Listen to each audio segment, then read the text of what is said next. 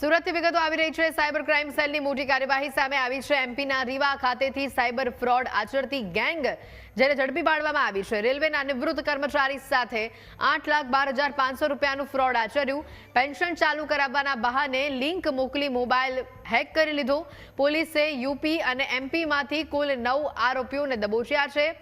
betbook247.com આ website દ્વારા સટ્ટાબાજીનું racket ચાલતું। 391 બેંક એકાઉન્ટ્સ દ્વારા દેશભરમાં 19,24,47,888નું ફ્રોડ કરવામાં આવ્યું। 27 મોબાઈલ, 3 લેપટોપ અને 51 ડેબિટ કાર્ડ સહિતનો મુદ્દામાલ કબજે કરવામાં આવ્યો છે। મુખ્ય આરોપી ચેતન અને શુભ ઉર્ફે બજરંગ બલીની શોધખોળ શરૂ કરવામાં આવી છે। કોર્ટે આરોપીઓના 5 દિવસના રિમાન્ડ મંજૂર કર્યા છે।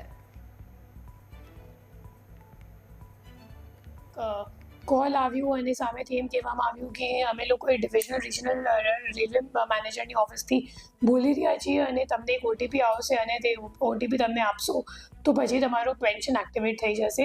તો એમ કહીને એમને એક ડિજિટલ લિંક મોકલવામાં આવી અને ડિજિટલ લિંક પર ક્લિક કરવાથી એમનું ફોન હેક થઈ ગયું અને ફોન હેક કર્યા પછી એમના અકાઉન્ટમાંથી કુલ 8,12,000 રૂપિયા ટ્રાન્સફર થઈ ગયા અને આ બાબતની એફઆઈઆર અહીંયા સાયબર ક્રાઇમ પોલીસ સ્ટેશનમાં નોંધવામાં આવી હતી।